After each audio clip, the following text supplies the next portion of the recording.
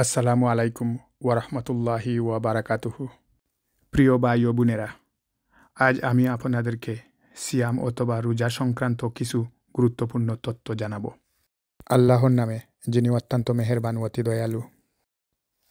আল্লাহ বলেন, হে মুমিনগণ, তোমাদের উপর সিয়াম অথবা রোজা ফরজ করা হয়েছে, যেভাবে ফরজ করা হয়েছিল তোমাদের পূর্ববর্তীদের উপর, যাতে তোমরা তাকওয়া অবলম্বন করো।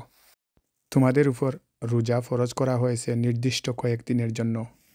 অতএব তোমাদের মধ্যে যারা অসুস্থ অথবা ভ্রমণে থাকবে, তারা অন্য সময়ে সে রোজা পূরণ করে নিতে হবে। আর যাদের জন্য তা কষ্টকর, তাদের কর্তব্য ফিদিয়া, অর্থাৎ একজন দরিদ্রকে খাবার প্রদান করা। অতএব যে স্বেচ্ছায় অতিরিক্ত কাজ করবে, তা তার জন্য কল্যাণকর হবে। আর সিয়াম পালন তোমাদের জন্য কল্যাণকর, যদি তোমরা জানো।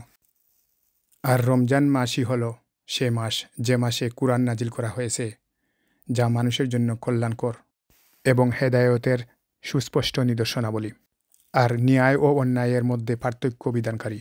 কাজেই তোমাদের মধ্যে যে লোক এ মাসটি পাবে, সে এ মাসে সিয়াম পালন করবে, অর্থাৎ রোজা রাখবে।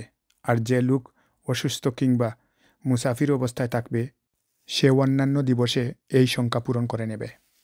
আল্লাহ তোমাদের জন্য তা সহজ করতে চান। তিনি তোমাদের জন্য জটিলতা কামনা করেন না, যাতে তোমরা গণনা পূরণ করতে পারো।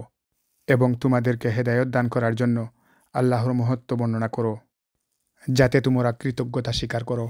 হে নবী, আমার বন্দারা যখন আপনাকে জিজ্ঞাসা করে আমার ব্যাপারে, আপনি বলে দিন, আমি তাদের সন্নিকটে রয়েছি। যারা প্রার্থনা করে, তাদের প্রার্থনা আমি কবুল করে নেই। কাজেই আমার হুকুম মান্য করা এবং আমার প্রতি নিশ্চিত বিশ্বাস স্থাপন করা তাদের কর্তব্য, যাতে তারা সৎপথে আসতে পারে। সূরা বাকারা, আয়াত 183 থেকে 186।